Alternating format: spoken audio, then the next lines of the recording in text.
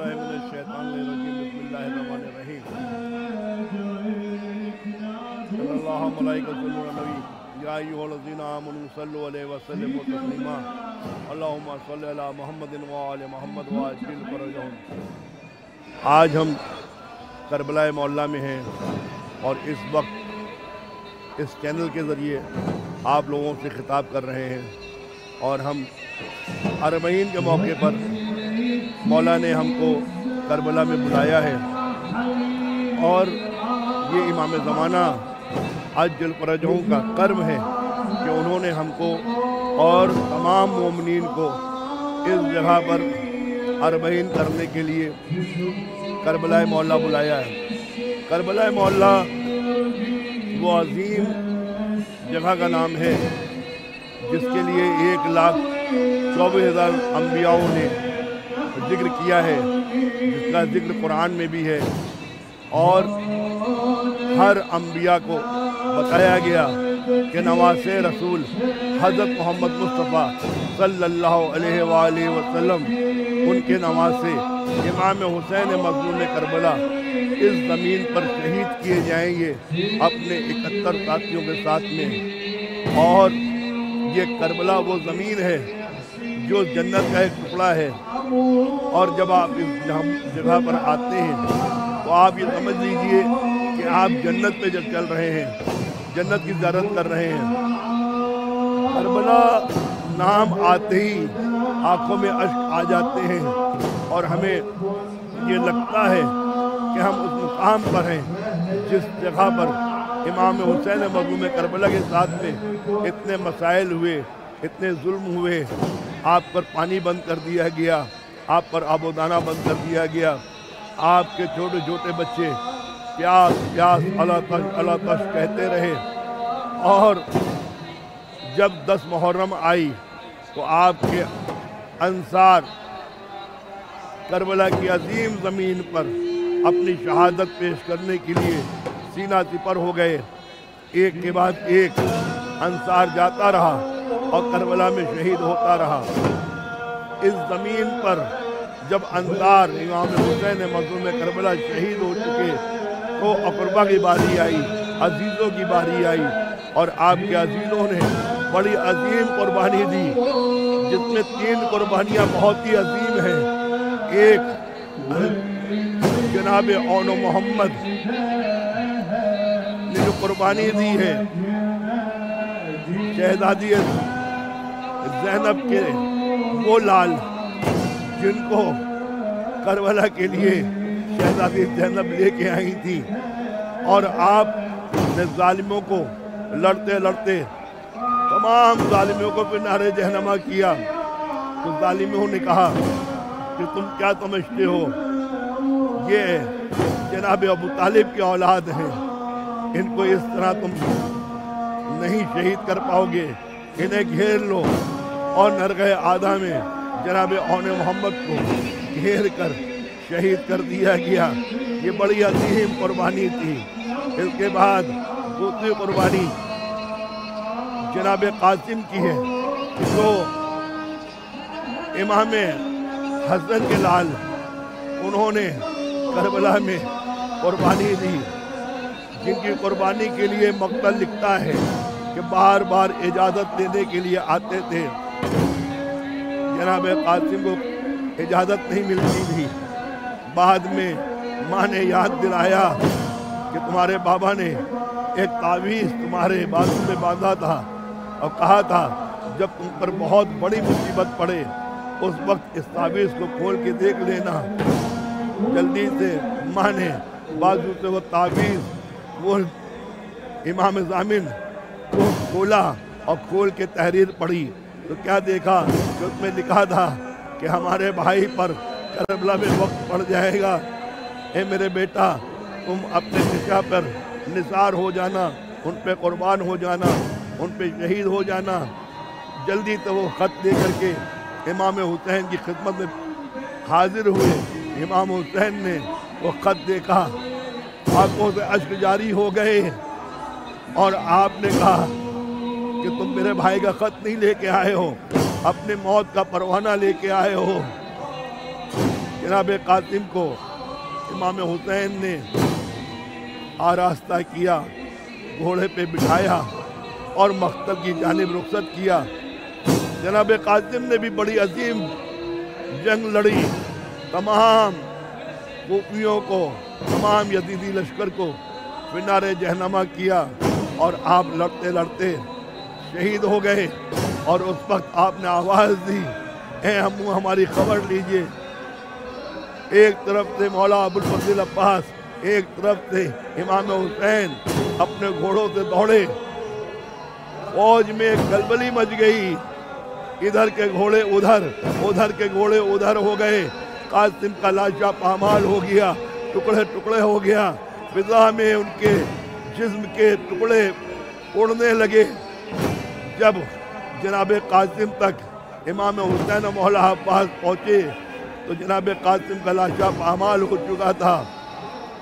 इमाम हुसैन ने अपनी अबा को उतारा, उतार के ज़मीन करबला में बिछा दिया और जनाब कासिम के टुकड़ों को उसमें जमा किया और एक गठरी बनाई और लेके आप खेमेगाह की तरफ आए। और खेमे में लाके आपने आवाज़ दी कि मैं कासिम का लाशे को ले आया। बीबियाँ आईं और क्या देखा कि एक गठरी रखी हुई है और उस गठरी में जनाब कासिम का लाशा है जो पामाल हो चुका था, टुकड़े टुकड़े हो चुका था। ये बहुत बड़ी अजीम कुर्बानी थी। इसके बाद तीसरी कुर्बानी जनाब अली अकबर की है। जनाब अली अकबर अपने बाबा से मक्तल में जाने की जिद करते रहे। आपने कहा कि तुम मेरे नाना की शबी हो, तुम मेरे नाना की, जब मुझे नाना का तस्वुर आता है मैं उन्हें देखना चाहता हूँ, तो बेटा मैं तुम्हें देख लेता हूँ। कहा बाबा अब कौन बचा है, मैं आपकी नुसरत के लिए जाना चाहता हूँ। इजाज़त मिली, आपने घोड़े पे बिठाया और कहा ए अली अकबर मक्तल जग जाते जाते मुझे मुड़ मुड़ के देखते जाना। जनाब अली अकबर अपने रहबार को लेकर मक्तल की तरफ चले। मौला हुसैन भी आपके पीछे पीछे चले। एक बार ठोकर लगी और इमाम हुसैन ज़मीन करबला पे गिरे। जनाब कासिम, जनाब अली अकबर ने मुड़ के देखा तो क्या देखा, बाबा ज़मीन पर गिरे हुए हैं। आप जल्दी से घोड़े को रोक कर घोड़े से उतरे और बाबा के पास आए और कहा बाबा आपने तो मुझे रन में जाने की इजाज़त दे दी थी, फिर आने का सबब क्या है? तो इमाम हुसैन ने एक जुमला कहा जो औलाद वालों के लिए क़यामत तक वो सोच ले तो इंसान जो औलाद वाला है उसकी आंखों से आंसू ना रुकेंगे। कहा ए बेटा अगर तुम साहिब औलाद होते तो मेरे दर्द को समझते, मेरी तकलीफ को समझते। जाओ मैंने तुम्हें इजाज़त दी, खुदा हाफिज। इस तरह जनाब अली अकबर करबला की सरजमीन पर जंग के लिए आए और आपने ऐसा जिहाद किया, तमाम शामियों को, तमाम यजीदी लश्कर को आपने फिनारे जहन्नमा करा। उसके बाद एक सकीने एक ऐसा नहज़ा मारा जो आपके सीने में टूट गया और आपने आवाज़ दी ऐ मेरे बाबा मेरी खबर लीजिए। इमाम हुसैन जनाब अली अकबर के लाशे पे आते हैं और आ करके इमाम हुसैन जब आए तो मौला जनाब अली अकबर अपने सीने पे दोनों हाथों को रखे हुए थे। इमाम हुसैन ने पूछा बेटा क्या बात है? तो आपने बताया कि बाबा सीने में एक बर्ती की अनी टूट गई है। आपने हाथों को हटाया और हाथ डाला और क्या देखा कि एक अनी आपके सीने में टूट चुकी है। आपने आस्तीनों को समेटा और एक मर्तबा नजब का रुख किया और कहा या अली मैं कहता हूँ कि मौला علی کو بلا رہے تھے نجف سے یا اپنے بیٹے علی کو پکار رہے تھے، مجھے سمجھ میں نہیں آتا کہ وہ کس کو پکار رہے تھے، مگر ہاں میرا دل کہتا ہے کہ وہ اپنے بابا علی کو پکار رہے تھے، اور آپ نے دونوں ہاتھوں کو آپ کے سینے میں ڈال دیا اور یا علی کہہ کے اس مرضی کے پل کو نکالا۔ مرضی کے پل کا نکلنا تھا کہ جناب علی اکبر کا کلیجہ اس کے ساتھ نکل آیا، ایک خون کا فوارہ اٹھا، اور جناب علی اکبر اس دنیا سے اللہ کی بارگاہ میں چلے گئے۔ جناب علی اکبر کا لاشے کو آپ نے اٹھایا، اٹھاتے ہیں اور رکھ دیتے ہیں۔ اس کے بعد آپ نے آواز دی، اے بنی ہاشم کے بچوں، آؤ، مجھ سے میرے جوان کا لاشا نہیں اٹھتا، مجھ سے میرے بیٹے کا لاشا نہیں اٹھتا۔ بچے آئے، اس طرح سے جناب علی اکبر کا لاشا خیمے تک پہنچا۔ خیمے میں امام حسین کی روضہ رباب اللہ کی بارگاہ میں دعا کر رہی تھی کہ اے اللہ میرے بیٹے کو فتح کرنا۔ آواز دی کہ علی اکبر آ گئے ہیں۔ شہزادی زینب نے کہا کہ رباب کو بلا لاؤ۔ شہزادی زینب گئی تو کیا دیکھا کہ جناب رباب خیمے میں چاروں طرف ہاتھوں کو مار رہی ہیں۔ کہا کہ اے بھابھی آج کیا کر رہی ہیں؟ کہا کہ ہم کو خیمے کا دروازہ سجائی نہیں دے رہا ہے۔ خیمے کا دروازہ کہاں ہے؟ آپ نے ہاتھ پکڑ کر کے لے کے آئیں، جناب علی اکبر کے لاشے کے پاس بٹھا دیا۔ آپ کا یہ بھی ایک بڑی قربانی ہے۔ اس سے بڑی قربانی مولا ابو الفضل عباس علمبردار کی ہے، جنہوں نے کربلا میں پوری زندگی یہ سنا کہ ہم کو کربلا کے لیے پیدا کیا ہے اللہ نے، مجھے کربلا کی بھی مانگا ہے علی نے، مجھے کربلا میں جانا ہے، مجھے کربلا میں جہاد کرنی ہے۔ مگر جب وقت جہاد کا آیا تو امام حسین مظلوم کربلا نے کہا، اے عباس تم کو میں اجازت کہتے دے دوں، تم میری فوج کے سردار ہو۔ کہا کہ اے میرے آقا اب فوج کہاں ہے جس کا میں علمدار ہوں؟ مجھے اجازت دیجئے، میں ابھی جا کر کے یہ ساری ظلم کو ختم کر دیتا ہوں۔ ادھر سے بچوں کی ایک صدا آ رہی تھی، اللہ تش اللہ تش، پیاس مارے ڈالتی ہے۔ کہا اے عباس میں تمہیں اجازت دے دیتا ہوں، مگر پہلے بچوں کے لیے پانی کا انتظام کر دو۔ مشق سکینہ آئی، آپ نے مشق کو لیا اور سوکھی مشق کو اپنے علم سے باندھ دیا۔ امام حسین نے پرہرے پہ جو لکھا تھا اِنَّ لِلَّهِ وَإِنَّا إِلَيْهِ رَاجِعُونَ اس کو کاٹ دیا اور لکھا اِنَّ لِلَّهِ وَإِنَّا إِلَيْهِ رَاجِعُونَ رَزًا بِقَضَاءِ تَسْلِيمًا لِأَمْرِهِ۔ اور آپ کو اجازت ملی، تلوار نہیں دی گئی، ایک ٹوٹا نیزہ دیا مولا ابو الفضل عباس کو، جس کو لے کر کے آپ شامیوں کے بیچ میں چلے۔ جس طرف جاتے تھے اس طرف کا لشکر بھاگ جاتا تھا۔ 6,000 بھی لکھتا ہے مقتل تیر انداز نہر فرات کے اوپر پہرا کیے ہوئے تھے، سارے کے سارے نہر فرات سے بھاگ گئے۔ مولا ابو الفضل عباس نہر فرات میں اترے، مشق کو ڈالا، اپنے رہبار سے کہا پانی پی لو، مگر اس باوپا نے اپنا منہ اوپر اٹھا لیا، پانی نہیں پیا۔ بتانا چاہتا تھا کہ آل محمد کی آل پیاسی ہے، تو یہ میں کہتے جانور جانتے تھے کہ پیاس کیا ہوتی ہے، آل محمد کا مرتبہ کیا ہے، ان کی منزلت کیا ہے، مگر ہاں اس وقت کے مسلمان نہیں جانتے تھے کہ میں آل محمد کے ساتھ میں کیا ظلم کر رہا ہوں۔ امام نے حسین نے مولا ابو الفضل عباس کو مشق دے کر یہ بھیجا تھا کہ میرا بھائی پانی لے کے آئے گا۔ مشک میں پانی بھرا، آپ نے مشک کو اپنے کاندھے پہ رکھا اور نہر فرات سے باہر برآمد ہوئے۔ آگے بڑھے، کچھ دور پہ آئے تھے کہ ایک شخص نے چھپ کر آپ کے دائنے بازو پہ وار کیا اور آپ کا دائنا بازو قطع ہو گیا۔ آپ نے مشک کو لیا اور اپنے بائیں کاندھے پہ ٹانگ لیا۔ ایک تکی نے بائیں کاندھے پر حملہ کیا، بایاں شانہ بھی آپ کا جدا ہو گیا۔ آپ نے مشک کو دانتوں سے دبا لیا اور چلتے جا رہے ہیں۔